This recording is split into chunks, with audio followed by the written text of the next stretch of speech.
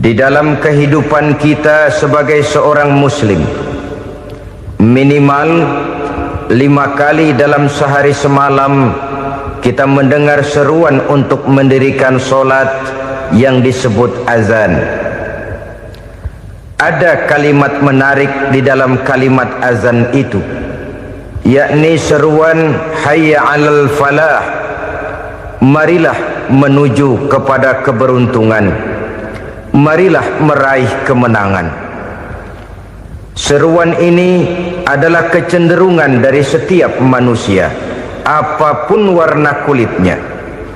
Artinya, setiap orang dalam hidup selalu ingin meraih dan mencari kemenangan. Kemenangan akan melahirkan kepuasan batin, dan kepuasan batin memberikan kebahagiaan. Sedangkan kekalahan melahirkan penderitaan batin, dan penderitaan batin menjerumuskan seseorang di dalam berbagai bentuk kerugian. Jikalau inilah seruan azan, maka masalahnya ialah apa yang menyebabkan kita meraih kemenangan.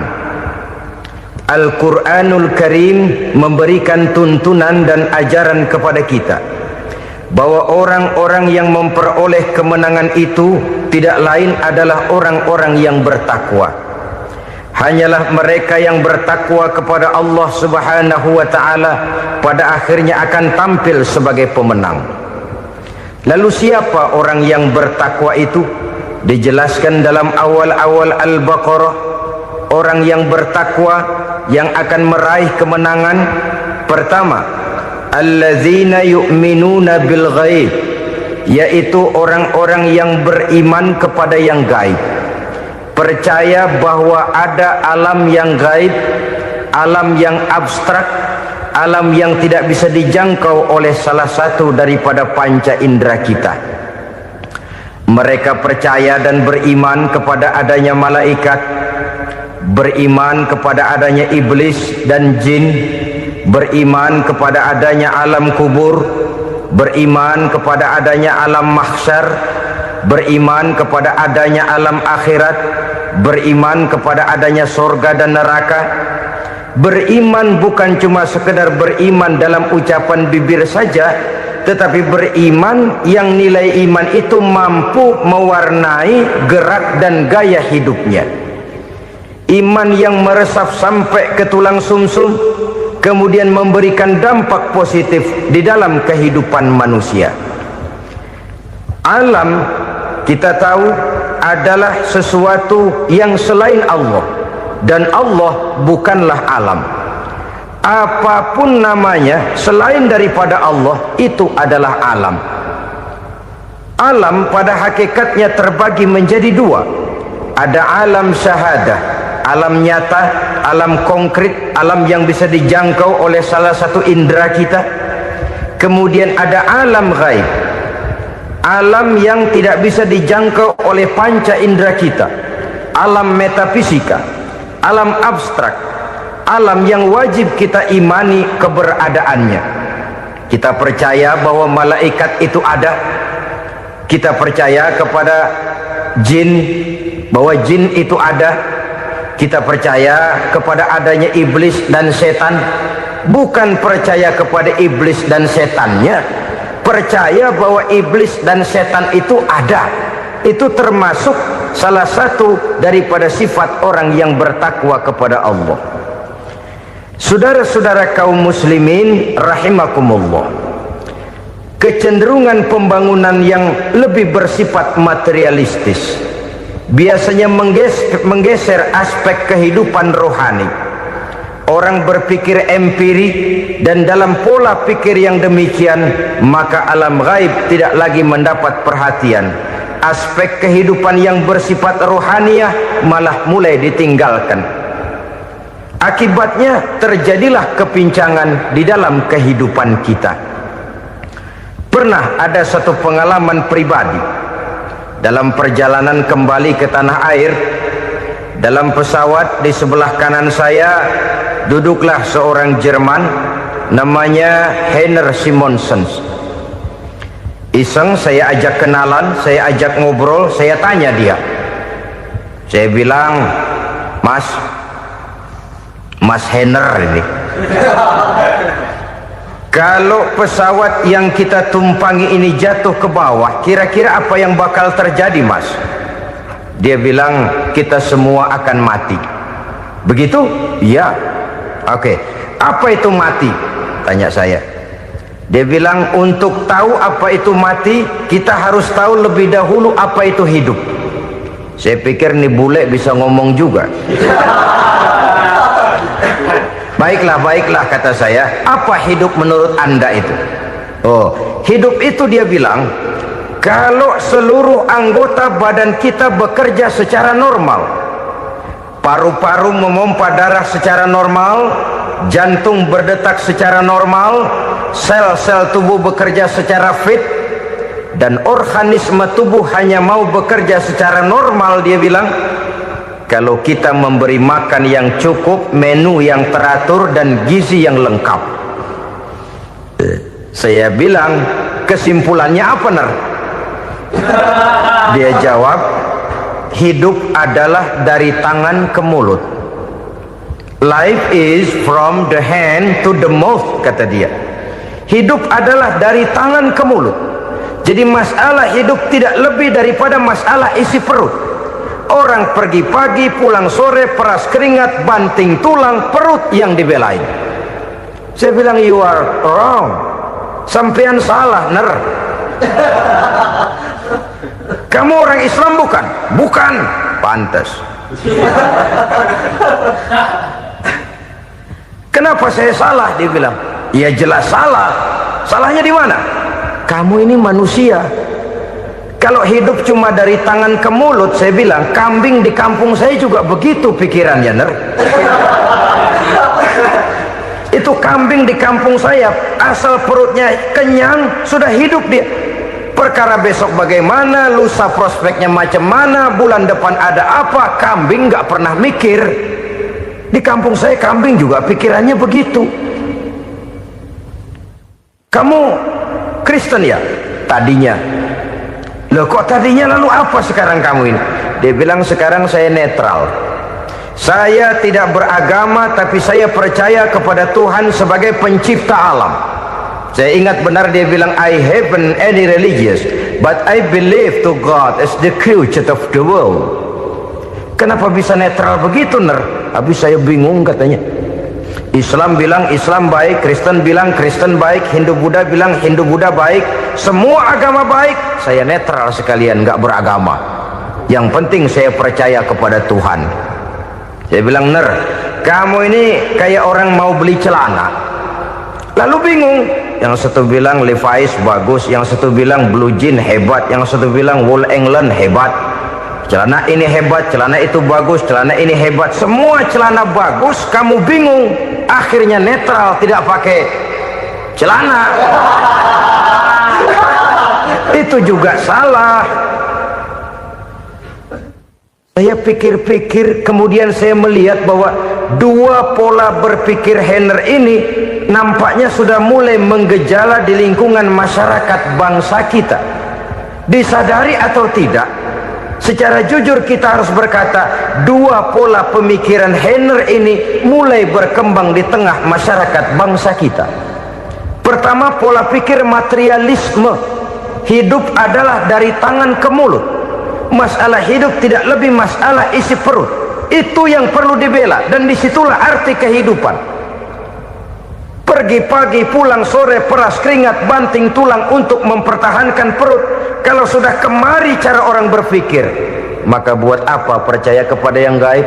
Untuk apa sholat? Untuk apa puasa? Untuk apa zakat? Untuk apa menghadiri majelis taklim? Tanpa kepercayaan kepada yang gaib, hidup berjalan menurut alur empiris dan materialis. Kalau sudah ke sana cara orang berpikir, biasanya orang lalu cenderung menghalalkan segala cara.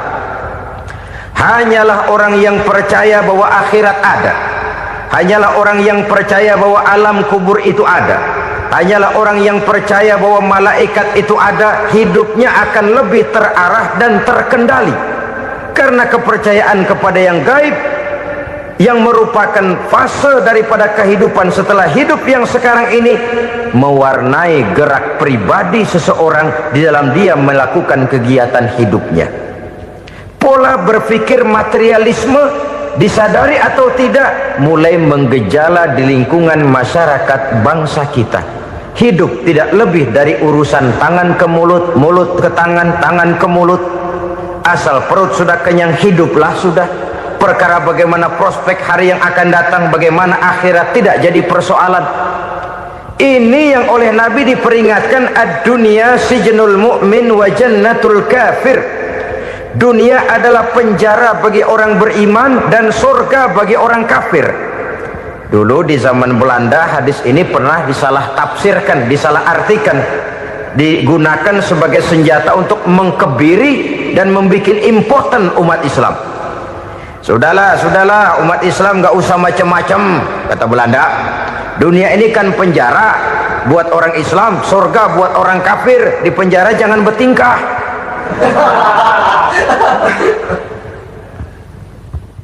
Pengertiannya tidak begitu. Dunia adalah penjara bagi orang mukmin. Artinya dalam kehidupan dunia seorang mukmin tidak bebas memperturutkan hawa nafsunya. Di penjara hawa nafsunya itu. Sebaliknya surga bagi orang-orang kafir. Buat orang kafir surgalah dunia ini. Mereka bebas memperturutkan hawa nafsunya, dilarang tidak terlarang, dicegah pun tidak tercegah. Mereka hidup menurut alur bisikan nafsu mereka sendiri. Kemudian bila ajal datang, maut merenggut nyawa, selesailah surganya sampai di situ. Maka bagi orang-orang yang tidak percaya kepada adanya akhirat, kepada adanya alam gaib, surganya sebatas umurnya. Sekali lagi, surganya sebatas umurnya. Bila umur selesai, ajal pun datang merenggut nyawa, selesailah sudah surganya sampai di situ. Alangkah pendeknya perjalanan orang-orang yang tidak percaya kepada alam gaib ini. Bagi kita mukmin, jikalau kita mampu memenjarakan hawa nafsu, kita bisa bahagia di dunia ini. Dan Islam memang tidak menyuruh kita sengsara di dunia. Raih dunia, kejar dunia, gapai dunia sebagai alat untuk mencapai kebahagiaan di akhirat nanti. Hidup adalah satu perjalanan panjang yang terbentang sejak kita terlahir dari alam rahim sampai kepada alam akhirat nanti. Andai kata kita gagal meraih kebahagiaan di dunia, toh kita masih punya akhirat. Tapi jangan jadi dalil yang melemahkan semangat. Biarin dah kita di dunia kebelangsak, yang penting akhirat. Akhirnya dunia benar-benar kebelangsak. Bagaimana dunia ini bisa kita raih, dan bagaimana meraih dunia untuk menunjang kepentingan akhirat nanti. Yang kedua, dari pikiran Heiner yang saya lihat menggejala di lingkungan masyarakat bangsa kita, timbulnya manusia-manusia netral. Seolah-olah Tuhan yes, agama no. Sama Tuhan percaya, agama ogah. Tuhan ngangguk, giliran agama godeng. Padahal hampir dalam setiap ayat dalam Quran, kata-kata amanu biasanya bergandeng dengan wa amilus sholihat. Iman dan amal soleh. Ini sebagai isyarat Tuhan dan agama jangan pernah dipisah-pisah. Apabila kita bertuhan, maka kita harus beragama. Apabila kita beragama, maka agama itu harus bersumberkan dari Tuhan yang kita imani itu. Tidak mungkin kita pisah, Tuhan yes, agama no. Sama Tuhan percaya tapi agama bikin sendiri. Sembayangnya cukup bengong 2 jam madep ngulon.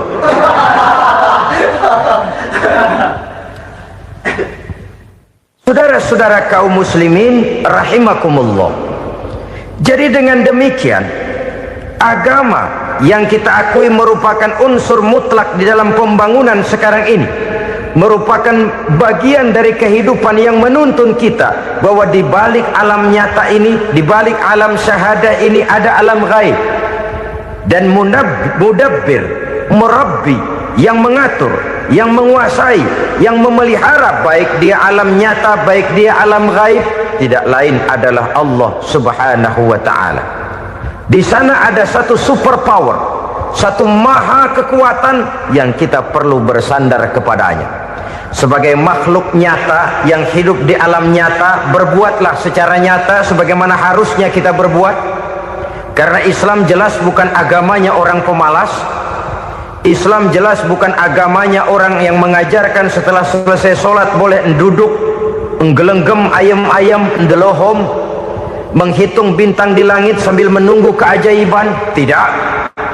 Islam adalah agama yang mengajarkan apabila sholat sudah selesai kamu kerjakan, bertebaranlah di permukaan bumi, cari karunia Tuhanmu. Jangan hidup berpangku tangan menunggu keajaiban, karena hidup bukan undian. Jangan berharap untung besar tanpa mau peras keringat. Tapi di sebalik itu toh kita juga harus yakin bahwa di sisi usaha nyata yang kita lakukan ada satu super power, satu maha kekuatan gaib yang menentukan berhasil dan tidaknya usaha kita. Kepercayaan kepada hal semacam inilah yang mendorong kita untuk mempunyai sandaran vertikal, agar jikalau usaha ini berhasil kita tidak lupa diri dan lupa daratan. Jikalau usaha ini gagal kita tidak putus asa dan buruk sangka, tidak cupik pandangan dan sempit hati, tapi mampu melihat persoalan dengan kacamata putih sambil husnuzon kepada Allah Subhanahu wa ta'ala. Kita percaya malaikat itu ada yang namanya raqib dan atid, mengawasi gerak hidup kita sampai kepada gerak hati kita. Ini memberikan sugesti agar kita berhati-hati, tidak sejengkal tanah pun kita bisa berlindung dari pengawasan raqib dan atid. Ada munkar nakir yang akan menyoal kita di alam kubur. Ada malaikat Malik, penjaga neraka. Ada malaikat Ridwan yang menjaga surga. Kita percaya kepada adanya jin, kita percaya kepada adanya setan, iblis. Percaya kepada adanya, bukan mempercayai si setan, si iblis lalu menjadikannya sebagai teman. Tidak. Percaya bahwa mereka itu ada dan merupakan makhluk Allah yang gaib yang diciptakan Allah Azza wa Jalla. Kepercayaan kepada alam gaib memberikan motivasi terhadap gerak lahir manusia, sehingga dengan motivasi kepercayaan kepada yang gaib, gerak lahir jadi lebih terarah, jadi lebih terpelihara. Pernah seseorang bertanya, "Pak, apakah adanya akhirat bisa dibuktikan secara ilmiah?" Saya bilang tidak bisa, tidak bisa. Kenapa? Karena yang berangkat nggak pernah pulang kemari lagi. Kalau dia pulang kemari bisa kita tanya bagaimana enak di sono. Cuma secara moral saya katakan, lebih beruntung orang yang percaya kepada akhirat daripada yang tidak. Sekarang saudara percaya akhirat ada, lalu saudara baik-baik di dunia, sholat, puasa, zakat, menolong orang lain, menebarkan kebajikan. Saudara mati, andai kata akhirat tidak ada, toh dalam hidup saudara sudah berbuat baik, paling tidak nama saudara akan dikenang sebagai orang baik. Sebaliknya, saudara percaya, kata saya, bahwa akhirat tidak ada, lalu hidup semau-maunya, tenggelam dalam maksiat dan munkarat, menentang Allah, tidak mau ruku dan sujud, lalu saudara mati, kemudian akhirat ada, ayo mau apa? Bekal tidak punya. Jadi secara moral lebih beruntung orang yang percaya kepada adanya akhirat daripada yang tidak percaya. Dan itu alam gaib yang tidak bisa dibuktikan secara eksat. Jangankan untuk membuktikan seperti itu, dalam kehidupan sehari-hari saja yang kita rasakan tidak selalu berbentuk toh. Angin, bagaimana sih bentuknya angin? Kita tidak tahu. Merah, buktinya kalau dikerok merah. Yang merah itu kulit, yang kulit kita bukan anginnya. Sakit, rasa sakit itu ada, tapi bagaimana bentuk sakit kita nggak pernah tahu. Kalau kita makan cabai pedas, bagaimana bentuk pedas itu tidak ada, tapi rasa ada. bentuk pedas hijau, cabenya bukan pedasnya. Tidak semua yang kita rasakan bisa kita gambarkan dalam bentuk yang konkret.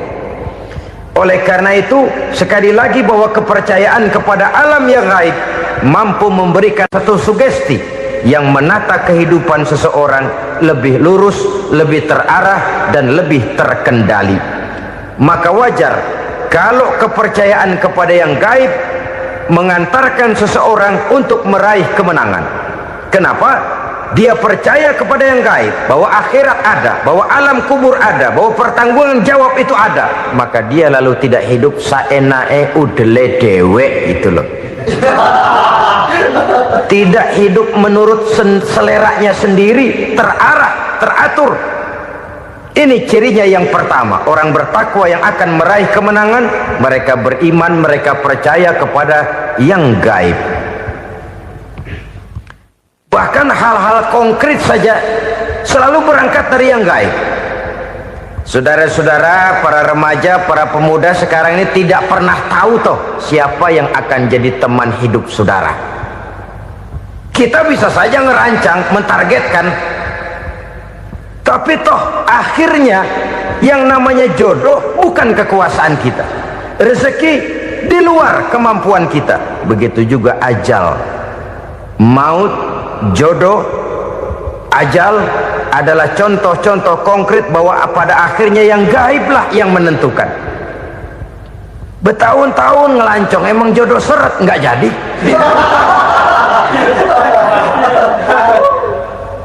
Begitu kenal baru setengah malam nginep ditangkap hansip kan. Hal-hal semacam itu kadang-kadang kita berpikir suuzon, gilet, perempuannya cakep banget, lakinya rebek amat. Memang begitulah jodohnya. Memang begitulah jodohnya. Saudara hadirin ma'asyiral muslimin yang saya hormati, jadi hal-hal yang konkret saja kita yakini sepenuhnya ditentukan oleh satu superpower yang gaib itu tadi. Dari sanalah segala ketentuan itu berangkat, dan kesanalah segalanya akan kembali. Maka kepercayaan kepada yang gaib meluruskan gerak hidup seseorang, dan itu akan mengantarkan dia kepada meraih kemenangan. Satu. Yang kedua, wa yuqimuna shalah. Orang bertakwa yang akan meraih kemenangan itu adalah orang-orang yang mendirikan sholat. Kenapa sholat mengantarkan orang untuk meraih kemenangan? Yang jelas, inna sholata tanha anil fahsya'i wal munkar. Sholat mampu mencegah manusia dari perbuatan keji dan munkar. Banyak filsafat hidup yang terkandung di dalam sholat ini. Sejak kita wudhu sampai kita menghadap ke arah kiblat, sampai kita melakukan gerak-gerak sholat, bacaan-bacaan yang ada di dalam sholat, lalu sampai kepada mengucapkan salam. Banyak filsafat hidup yang terkandung di dalam sholat. Umpamanya saja, setelah takbiratul ihram, mulai kita dengan sholat dalam posisi berdiri. Diajarkan dalam kitab-kitab fikih agar kita melihat ke arah tempat sujud. Ini kan filsafat kehidupan. Kalau kamu sholat dalam posisi berdiri, lihat tempat sujud. Jangan sholat mata jelalatan, sebab nanti bisa mengurangi kekhusyuan. Jadi wajar kalau yang dikatakan bahwa yang paling afdol adalah shaf yang di depan. Kenapa? Secara harfiah pengertiannya akan lebih mengundang kekhusyuan. Kenapa? Kalau kita di shaf paling depan di masjid umpamanya paling banter, kita lihat tembok. Tapi kalau kita shaf di tengah atau di belakang, orang-orang di depan kita pun akan kelihatan. Yang bajunya loreng, yang bajunya genggang, yang bajunya macam-macam. Kita lihat, kadang-kadang kita pikirin, ada yang bajunya bolong. Kita sholat tapi dalam hati, nih orang bajunya robek, yang nggak tahu apa. Ada saja hal-hal yang mengusik kekhusyuan kita. Oleh sebab itu diajarkan dalam posisi berdiri, lihat, arahkan pandangan matamu kepada tempat sujud. Ini kan filsafat kehidupan. Maksudnya apa? Kalau lagi diri, lihat dong tempat sujud. Kalau udah di atas, ingat dong sama yang bawah. Kalau sudah tinggi, ingat dong dari mana kamu berangkat. Kalau sudah berkuasa, bantu dong yang lemah. Kalau sudah kaya, santuni dong yang miskin. Kalau sudah alim, bimbing dong yang awam. Ini filsafat kehidupan. Dalam posisi berdiri, kau lihat tempat sujud. Ini akan melahirkan kepekaan sosial, di mana seseorang mau tahu kepada orang lainnya. Bagaimanapun kaya kita, tinggi pangkat dan jabatan kita, jikalau hidup hanya untuk kepentingan perut sendiri saja, rasanya belum membawa manfaat di dalam kehidupan kita. Tapi efek yang tertinggi sesungguhnya, solat mencegah manusia dari perbuatan keji dan munkar.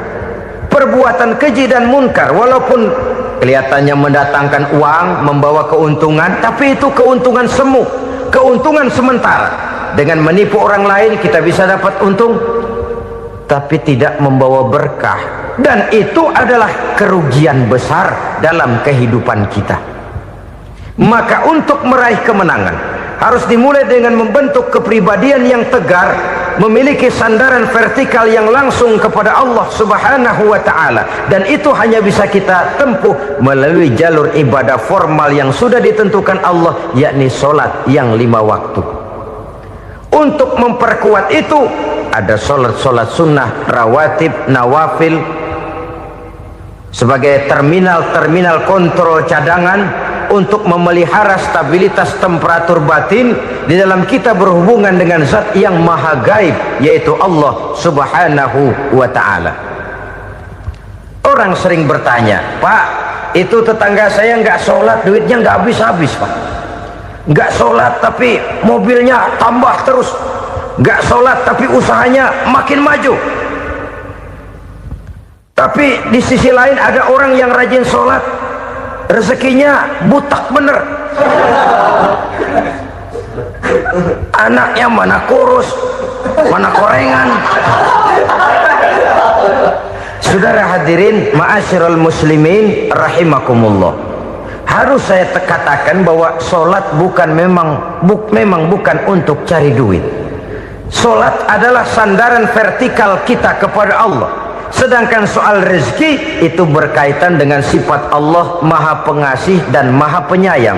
Allah maha pengasih, siapapun dikasih kalau mau usaha.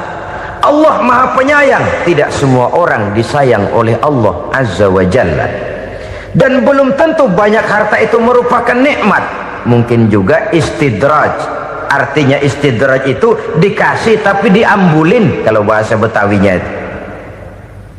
Dikasih tapi diambulin, itu bukan merupakan nikmat sesungguhnya, lebih merupakan azab dari Allah Subhanahu wa ta'ala.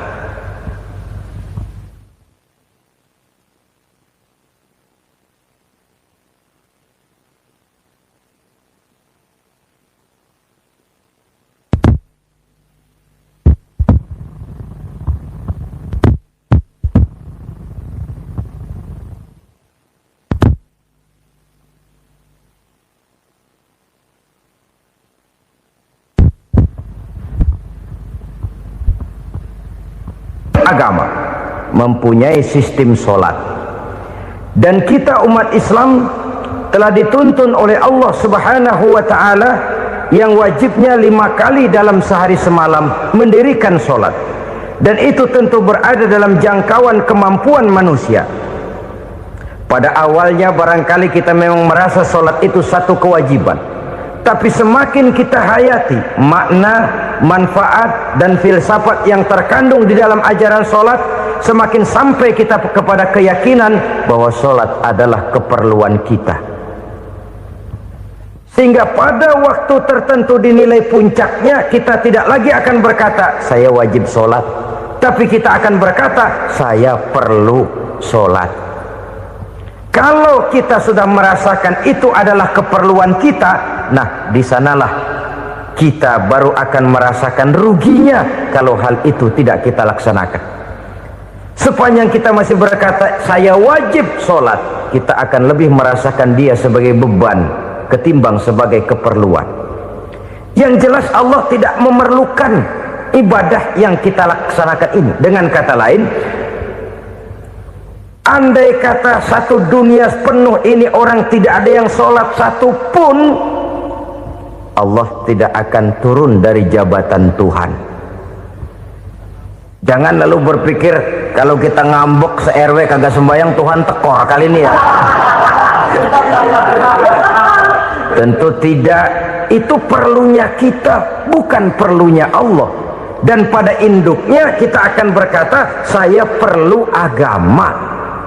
Kalau secara induk kita sudah memerlukan agama, maka konsep-konsep yang ada di dalam ajaran agama itu pun adalah juga merupakan keperluan kita. Baik dia bernama sholat, baik dia bernama puasa, baik dia bernama zakat, baik dia bernama haji, seluruhnya adalah keperluan kita. Dan sesuatu yang kita perlukan apabila tidak kita laksanakan akan melahirkan kerugian di dalam kehidupan. Jangan heran kalau kita membaca riwayat perjalanan hidup para salafus soleh, orang-orang soleh. Ada yang tahajud sampai 100 rakaat, ada yang sholat malam kakinya sampai bengkak. Kita sekalinya bengkak biri-biri. Ada yang sholat membaca surah dalam Al-Quran sampai khotam Quran. Kok mau? Mereka sudah merasakan itu keperluan. Itu saja soalnya. Satu saat pun jikalau kita merasa bahwa itu keperluan saya, kita pun akan melaksanakan seperti itu. Keperluan saya dalam kehidupan. Inilah yang kedua. Yang ketiga, orang bertakwa yang akan meraih kemenangan itu, wa mimma razaqnahum yunfikun. Mereka membelanjakan sebagian daripada rezeki yang diberikan Allah kepada mereka. Mereka infakkan di jalan Allah. Ada satu dialog menarik. Satu hari seorang anak muda bertemu dengan seorang kakek-kakek yang sudah dikenalnya baik. Bertanyalah anak muda ini, "Kek, umur kakek berapa tahun?" 15 tahun, kata si kakek. Anak kakek berapa orang? 1. Harta kakek berapa banyak? 15 juta. Si anak muda ini bengong, lalu protes, "Kok kakek bohongin saya?" "Kenapa?" "Saya tahu umur kakek 70 tahun. Kenapa ngaku 15? Saya tahu anak kakek 5. Kenapa bilang 1? Saya tahu kakek miliuner, miliaran uang kakek. Kenapa ngaku cuma 15 juta? Begini, kata si kakek tadi. Benar, umur saya 70 tahun. Tapi dari umur yang 70 tahun itu baru 15 tahun terakhir ini saya merasakan ibadah kepada Allah. Meninggalkan maksiat, jauh dari segala macam munkarat. Maka yang 15 tahun inilah yang benar-benar saya rasakan sebagai umur saya. Benar anak saya 5, tapi yang 4 susah diatur. Cuman 1 rasanya nih yang bakal jadi si buah hati, belahan jantung, pelanjut cerita penerus sejarah. Cuma 1 ini yang saya harapkan, yang akan jadi anak soleh, yang akan membuat saya menerima pensiunan pahala. Kalau yang 4 apek dah, nggak ada harapan. Yang 1 nyekek botol melulu. Oh begitu, iya. Lalu kenapa kakek bilang harta kakek cuma 15 juta padahal saya tahu kakek uangnya miliaran, depositonya banyak? Ya karena 15 juta itulah yang saya ingat yang pernah saya belanjakan di jalan Allah. Saya merasa itulah harta saya yang sebenarnya. Yang miliaran yang saya simpan di bank kelak, kalau satu saat saya mati, akan jadi rebutan di antara anak-anak saya. Iya kalau anak saya soleh kayak yang 1 ini. Kalau yang 4 tadi udah tulen dia bakal berantem dah berebut tuh. Jadi 15 juta yang saya belanjakan di jalan Allah inilah yang saya merasakan benar-benar harta saya yang sesungguhnya. Dialog ini patut menjadi bahan renungan kita bersama.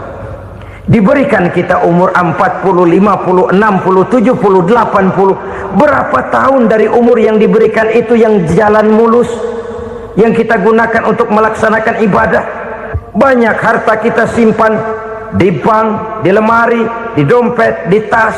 Tapi berapa yang sudah kita depositokan di jalan Allah yang akan menemani kita di hari kita kembali nanti? Maka orang bertakwa yang akan meraih kemenangan, wa mimma razaqnahum yunfikun, mereka membelanjakan sebagian dari rezeki yang diberikan Allah di jalan Allah subhanahu wa ta'ala. Ma'asyiral muslimin rahimakumullah, zahirnya memang kita memberikan kepada orang lain, tapi hakikatnya kita menyimpan untuk diri kita sendiri. Kita memberikan kepada yatim piatu 25.000, zahirnya kita memberikan si yatim, hakikatnya kan kita cuma nyimpan. Saya berikan, titip kepadamu, ini untuk saya di akhirat. Kau boleh belikan baju, kau boleh belikan untukmu makan, kau boleh bayarkan sekolahmu, ini untuk saya. Hakikatnya kita nyumbang masjid 1 juta, zahirnya kita berikan kepada panitia masjid, tapi hakikatnya kan cuma titip 1 juta ya, untuk saya di alam kubur nanti. Silahkan kau boleh belikan semen, ini uang, belikan besi, belikan pasir, saya cuma sekedar titip untuk kepentingan saya. Hakikatnya kita cuma sekedar menitip. Sebagaimanapun pada hakikatnya, apapun yang kita miliki dalam kehidupan kan cuma sekedar hak guna pakai, bukan hak milik mutlak.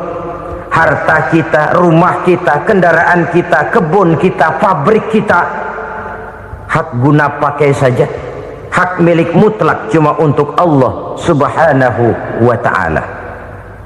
Saudara-saudara kaum muslimin rahimakumullah, ini yang ketiga. Kemudian yang keempat, orang-orang bertakwa yang akan meraih kemenangan, allazina yu'minuna bima unzila ilaika, mereka yang beriman, mereka yang percaya kepada apa yang telah diturunkan kepadamu Muhammad, ay Al-Quran, yakni Al-Quranul Karim. Setelah percaya kepada yang gaib, mendirikan solat, kemudian menginfakkan sebagian dari rezeki yang diberikan Allah, mereka juga lalu percaya kepada yang diturunkan terhadap Nabi, yaitu tidak lain Al-Quranul Karim. Sekali lagi di sini, percaya bukan hanya sekedar percaya saja, tetapi percaya lalu menjadikan Al-Quran itu sebagai pedoman hidup. Sebab memang Al-Quran itu adalah GBHM, garis-garis besar haluan muslim. Apa yang harus kita lakukan, apa yang harus tidak kita lakukan, bagaimana mestinya kita bertingkah laku dan berbuat, seluruhnya tercantum di dalam Al-Quranul Karim. Itu sebabnya ketika satu hari Aisyah ditanya bagaimana akhlak Rasul, beliau menjawab, kana Rasulullah sallallahu alaihi wasallam khuluquhul Quran. Akhlak daripada Rasulullah tidak lain adalah Al-Quran. Jawaban simpel ini memberikan gambaran bahwa keseluruhan daripada konsepsi Quran sudah diterjemahkan dalam kehidupan Rasulullah sallallahu alaihi wasallam. Karena kita tahu akhlak adalah keseluruhan dari gerak hidup manusia, sejak ia berpribadi, berumah tangga, bertetangga, bermasyarakat, sampai kepada berbangsa dan bernegara. Al-Quran tetap memberikan sentuhan nilainya. Oleh karenanya, orang-orang yang bertakwa adalah orang-orang yang menjadikan Al-Quran sebagai pedoman dalam kehidupannya. Dan kita yakini Al-Quran diturunkan kepada Nabi Muhammad, bukan merupakan produk Nabi Muhammad. Isi dan redaksinya langsung dari Allah subhanahu wa ta'ala. Kemudian cirinya yang kelima, orang bertakwa yang akan meraih kemenangan itu, wa ma unzila min qablika, tidak hanya sekedar percaya kepada yang diturunkan terhadap Nabi Muhammad yaitu Al-Quran, mereka juga percaya kepada apa yang pernah diturunkan kepada para nabi, kepada para rasul sebelum Nabi Muhammad. Percaya kepada adanya suhuf, percaya kepada adanya Taurat, percaya kepada adanya Injil, percaya bahwa Allah dahulunya sudah menurunkan Taurat kepada Musa, percaya bahwa Allah sudah menurunkan Injil kepada Isa, percaya Injil ada, Taurat ada, diturunkan Allah untuk Isa dan Musa, tetapi tidak wajib mengamalkannya karena kita sudah diberikan Al-Quranul Karim. Ini yang perlu saya garis bawahi. Kita percaya Allah telah menurunkan Injil dahulu kepada Isa. Kita percaya bahwa Allah telah menurunkan Taurat dahulunya kepada Nabi Musa. Kadang-kadang ini dijadikan dalih, dikacaukan pengertiannya. Quran saja mengajarkan bahwa orang yang bertakwa harus percaya kepada Injil, maka pakailah Injil. Apalagi kalau ayat sebelumnya ditilap, dihapus, dihilangkan, Injilnya yang ditekankan, maka akan terjadilah penekanan yang salah arah. Karena salah arah akhirnya bisa merusak dan menghancurkan akidah. Ketika Rasul suatu saat pernah ditanya orang, "Ya Rasul, bagaimana sikap kita sebagai muslim terhadap Injil yang ada sekarang?" Beliau menjawab, "La tukadzibuhu jami'an wa la tusaddiquhu jami'an." Jangan didustakan seluruhnya, jangan juga dibenarkan semuanya. Artinya, ini sudah merupakan gambaran dari Rasul bahwa dalam Injil yang ada sekarang masih ada ajaran-ajaran tauhid yang dibawa oleh Nabi Isa dan diajarkan kepada umatnya. Tapi juga dalam Injil yang sekarang ini sudah terkena intervensi dan investasi manusiawi. Karena itu Rasul menyimpulkan, la tukadzibuhu jami'an wa la tusaddiquhu jami'an. Jangan didustakan semua, jangan dibenarkan seluruhnya. Kita memang percaya Allah telah menurunkan Injil kepada Nabi Isa dulu, tapi kita tidak wajib mengamalkan Injil. Kita percaya Allah telah menurunkan Taurat kepada Nabi Musa, tapi kita tidak wajib mengamalkan kitab ajaran Taurat. Yang wajib kita percayai dan kita amalkan hanyalah Al-Quranul Karim. Kenapa? Oleh karena baik yang ada di dalam Taurat, baik yang ada di dalam Injil, tentu tercakup di dalam Al-Quran sebagai kitab terakhir yang diturunkan oleh Allah Subhanahu wa Ta'ala. Dan itu wajar. Kalau seorang pejabat mau mengeluarkan satu keputusan baru, tentu dia harus meninjau keputusan-keputusan lama. Andai kata dianggap tidak berlaku, dianggap tidak relevan lagi, maka keputusan-keputusan lama itu tentu sudah dianggap tidak berlaku. Sebagian daripada aturan-aturan dalam keputusan lama yang masih dianggap relevan tercantum dalam keputusan baru yang wajib diamalkan. Begitulah hubungannya antara Al-Quran, Taurat, Zabur, dan Injil. 4 kitab samawi yang diturunkan Allah masing-masing kepada Zabur untuk Nabi Daud, Taurat untuk Nabi Musa, dan Injil untuk Nabi Isa alaihi wassalatu wassalam. Ketiga-tiga kitab itu kita percayai adanya. Kita yakini Allah telah menurunkan Zabur, Taurat, dan Injil, tapi kita tidak wajib mengamalkannya. Yang wajib kita mengamalkannya sekarang ini tidak lain hanyalah Al-Quranul Karim saja, karena ia mencakup apa yang ada di dalam Zabur, apa yang ada di dalam Taurat, dan apa yang ada di dalam Injil. Keotentikannya bisa dipertanggungjawabkan. Ya, tapi kan Nabi Muhammad sudah mati 14 abad yang lalu, dan di zaman beliau Al-Quran kan belum dikodifikasikan, belum ditulis. Bagaimana keotentikannya bisa dipertanggungjawabkan? Mudah saja. Allah berjanji, inna nahnu nazzalna dzikra wa inna lahu lahafizun.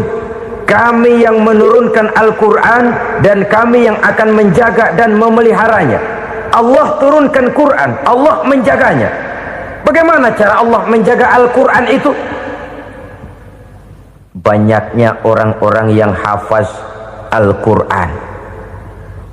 Hafaz Al-Quran 30 juz, 114 surah, 6.666 ayat.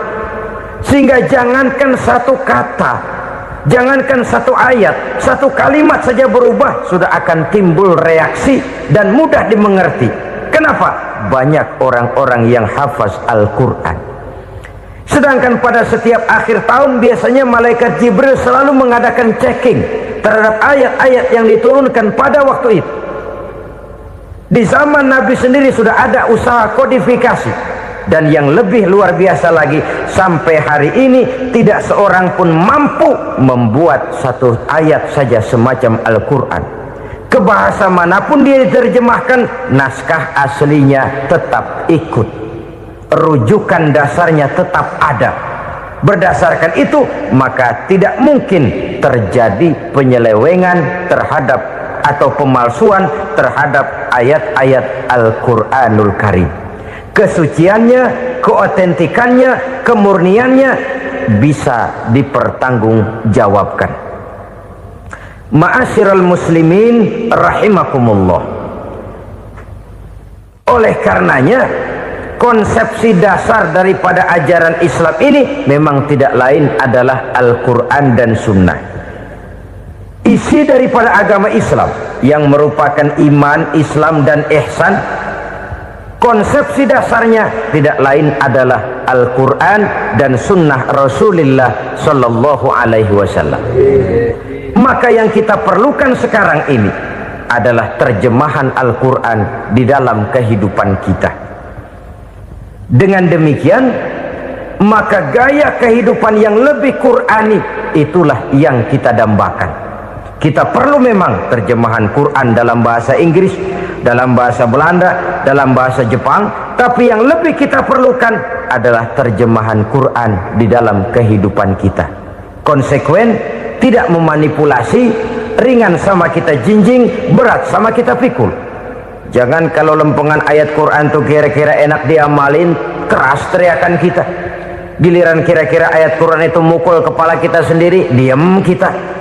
Itu ciri yang pernah disindir Allah dalam awal-awal Baqarah juga. Ciri beragamanya orang yang munafik. Kullama adha'a lahum masyawfi, kata Allah, wa iza azlama alaihim qamu. Apabila terang mereka jalan, apabila gelap mereka berhenti. Artinya kalau kira-kira di Islam nguntungin, rame-rame pada teriak Islam. Tapi ketika diminta untuk berjuang, ketika dituntut untuk berkorban, rame-rame mengundurkan diri. Nasib agama tidak ubahnya seperti daun pisang yang dikait orang di tepi jalan lantaran tak berpayung di ketika hari hujan. Manakala hujan usailah sudah, daun itu pun dicampakkan di tepi jalan, diinjak pula orang nan lalu. Artinya orang menjadikan agama cuma sebagai lipstick, decoration only, tidak konsekuen. Hanya pada saat-saat kelihatannya Islam membawa keuntungan, rame-rame orang teriak-teriak tentang Islam. Tapi jikalau diminta berjuang, jikalau dituntut untuk berkorban, biasanya rame-rame juga mengundurkan diri. Jangan heran kalau mayoritas hitungan kita, tapi minoritas peranan kita. Kuantitas kita dalam jumlah, tapi dalam kualitas kita lebih sering jadi penonton daripada jadi pemain. Padahal itu sangat tidak boleh terjadi. Umat Islam di Indonesia harus bangkit. Umat Islam di Indonesia harus sadar akan keberadaannya. Tidak boleh hanya jadi penonton berpangku tangan, karena memang agama kita juga mengajarkan untuk konsekuen di dalam menjabarkan ajaran-ajaran daripada agama kita. Kita sering jatuh menjadi umat yang lemah oleh karena kita ini tidak pandai menggalang kebersamaan yang diakibatkan tidak konsekuennya kita. Diistilahkan bahwa umat Islam di dalam menggalang kebersamaannya itu harus seperti orang main sepak bola. Saudara-saudara kan tahu orang main sepak bola itu. Orang main sepak bola, kalau pertandingan belum dimulai sih silakan saja kumpul di luar lapangan, atur strategi yang baik. Tapi kalau pertandingan sudah dimulai, turun ke lapangan hijau, jangan kumpul terus. Ada sepak bola gotong royong, mundur-mundur rame-rame, depan ke depan kumpul melulu mainnya. Kalah. Orang main sepak bola itu ya harus ada penyerang tengah, harus ada penjaga gawang, harus ada strikernya, harus ada kiri luarnya, kanan dalamnya yang jadi backnya. Posisi boleh bermacam-macam, tapi yang penting saling ngoper untuk menggolkan gawang lawan. Begitulah umat Islam ini. Boleh ada yang jadi pejabat, boleh ada yang jadi pengusaha, boleh ada yang jadi petani, silakan ada yang jadi seniman, ada yang jadi penyair, ada yang jadi artis sekalipun.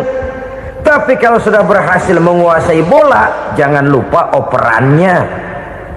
Operan itu yang langka. Kita ini muslim kadang-kadang kalau sudah memegang menguasai bola, kalau belum mau mampus, belum mau ngoper. Nanti kalau sudah nggak punya bola, baru mau ngoper. Kalau sudah dengar-dengar mau dekat pensiun, baru mau jihad, baru mau berjuang, baru mau ngurus pesantren. Tanda tangan sudah tidak laku, memo sudah tidak dihargai, baru mau berjuang. Kemarin kemana, Mas? Kita tidak pandai memanfaatkan posisi. Dengan kata lain, kalau kembali kepada persoalan kita, konsekuensi kita terhadap agama yang kita anut ini belum ideal. Kita masih lebih sering berislam ini pada saat-saat yang menurut perhitungan kita membawa keuntungan. Tapi kalau diminta berjuang, dituntut berkorban, yang itu pun hakikatnya adalah untuk kepentingan kita juga. Allah tidak pernah menuntut kita untuk jihad bagi kepentingan Allah, itu tidak. Berjuang menegakkan agama Allah, apakah untuk kepentingan Allah? Tidak, untuk kepentingan kita. Sebab nilai-nilai jihad itu pada akhirnya akan membawa kita kepada suatu kebahagiaan. Setidaknya kalau tidak di dunia, tentu di akhirat sebagai syahid. Oleh karena itu, pada bagian akhir ini saya ingin mengajak, marilah kita konsekuen. Sekali kita berkitabkan Al-Quranul Karim, mari dia kita jadikan pedoman. Jangan cuma kita jadikan sebagai penghias dinding, pelengkap rumah, bahwa di rumah kita ada Al-Quran, tapi yang baca kecoa. Habis pada bolong tuh Quran. Yang penting kan punya Quran. Ditaruh di pintu rumah, biar apa? Biar kuntilanak kagak masuk katanya. Ya apa itu nasib Quran, cuma kerjanya jaga pintu, ngusir kuntilanak, ngusir memedi. Bagaimana kita hidup menurut tuntunan Al-Quran? Kadang-kadang tidak pernah menjadi masalah bagi kita. Maka bagaimanakah Al-Quran akan mungkin membawa keberkahan dalam hidup kalau ajarannya kita injak-injak dalam keseharian kita? Mewujudkan gaya hidup yang lebih Qurani, itulah yang akan kita rintis di dalam kehidupan kita, bertahap, step by step, menurut kemampuan yang ada pada kita. Jika jalan ini tidak bisa kita selesaikan, percayalah akan ada generasi penerus yang akan melanjutkan usaha dan cita-cita mulia itu. Jadi percaya kepada Taurat, percaya kepada Injil, sekadar percaya Allah dahulunya sudah menurunkan itu, tapi kita tidak wajib mengamalkannya. Kenapa? Generasi Injil masa berlakunya sudah kedaluarsa. Taurat masa berlakunya sudah kedaluarsa. Injil pernah berlaku untuk orang Nasrani di zaman Nabi Isa. Taurat pernah berlaku untuk orang Yahudi di zaman Nabi Musa. Setelah generasinya berlalu, datang Rasul penutup yang membawa Al-Quranul Karim, maka Al-Quran itulah yang berlaku menjadi pedoman sampai hari akhir nanti. Jangan jauh dari Al-Quran, karena apabila ini kita lakukan, maka kita akan kembali kepada satu gaya hidup yang jauh dari tuntunan agama, dan itu artinya kita akan semakin jauh untuk meraih kemenangan. Saudara-saudara kaum muslimin rahimakumullah, yang keenam, yang terakhir, orang-orang bertakwa yang akan meraih kemenangan itu wabil akhirati hum yuqinun. Mereka percaya, mereka yakin seyakin-yakinnya akan adanya hari akhir, di mana seseorang akan mempertanggungjawabkan seluruh perbuatannya di dalam hidup ini, dan tidak ada satu perbuatan yang bagaimana kecilnya sekalipun yang tersembunyi dalam pandangan manusia yang tidak akan dibukakan persoalannya di mahkamah Qadi Rabbul Jalil di akhirat nanti. Itulah sebabnya maka percaya kepada akhirat disebut secara khusus Padahal di awal tadi sudah dijelaskan yu'minuna bil ghaib, percaya kepada alam gaib, dan alam gaib ini termasuk akhirat. Kenapa pada bagian akhir disebut lagi akhirat? Karena ternyata bahwa kepercayaan kepada adanya akhirat merupakan induk dari kepercayaan terhadap adanya malaikat, setan, jin dan lain sebagainya, dan akan lebih memberikan sugesti dalam kehidupan manusia untuk meluruskan gerak hidupnya. Jikalau satu saat tergerak hati akan berbuat kejahatan, ingin mencuri, sadarlah, awas ada akhirat. Sebab kalau kita cuma teriak awas ada polisi, itu cuma tertunda sementara. Begitu polisi meleng, embat. Kalau kita ingin berbuat jahat cuma berteriak awas ada hansip, cuma sementara ketika hansip itu ada. Tapi kalau ceritanya awas ada akhirat, mau menyeleweng awas ada akhirat, mau berjudi awas ada akhirat, mau mencuri awas ada akhirat. Keyakinan yang akan meluruskan gerak hidup manusia sehingga gerak itu jadi lebih terarah dan terkontrol, tidak merugikan baik diri sendiri, lebih-lebih orang lain. Ternyata bahwa kepercayaan kepadanya adanya hari akhirat sanggup menjadi sumber daya kontrol dari kehidupan manusia, sehingga ia tidak terjebak dalam perbuatan maksiat dan munkarat. Saudara-saudara kaum muslimin, inilah saja yang kita bicarakan pada pertemuan kali ini. Semoga Allah subhanahu wa ta'ala memberikan kekuatan zahir dan batin kepada kita untuk dapat meraih kemenangan dengan beriman kepada yang gaib, mendirikan solat, membelanjakan sebagian dari rezeki yang diberikan Allah, percaya kepada Al-Quran, beriman kepada kitab-kitab yang diturunkan sebelum Al-Quran, lalu meyakini adanya hari akhirat. Saya percaya kepada sesuatu yang saya mengerti, sesuatu yang boleh dipelajari sejak TK sampai perguruan tinggi, sejak anak-anak sampai kakek nenek. Saya bukan percaya kepada sesuatu yang saya tidak mengerti tapi yang harus saya percaya. Saya justru percaya kepada sesuatu yang memang saya mengerti. Saudara-saudara, demikianlah bahwa Tuhan dalam Islam adalah Tuhan yang terbuka, rasional, boleh dipelajari sejak kakek-kakek sampai anak-anak, sejak TK sampai kepada perguruan tinggi. Lalu yang kedua, masih menurut kata dia, saya adalah pengagum Amerika, dia bilang, sebagai penegak hak-hak asasi manusia, sebagai pahlawan demokrasi yang pagi-pagi sudah mencanangkan di dalam dia punya Declaration of Independence bahwa semua manusia dilahirkan sama, all men are created equal. Saya kagum dengan itu, sampai pada satu saat menurut cerita dia, saya berada di New York, saya mau masuk sebuah restoran, saya tertegun ketika saya akan masuk. Di pintu restoran itu tertulis white only, white only, hanya melayani kulit putih. Artinya sing kulite ireng minggir.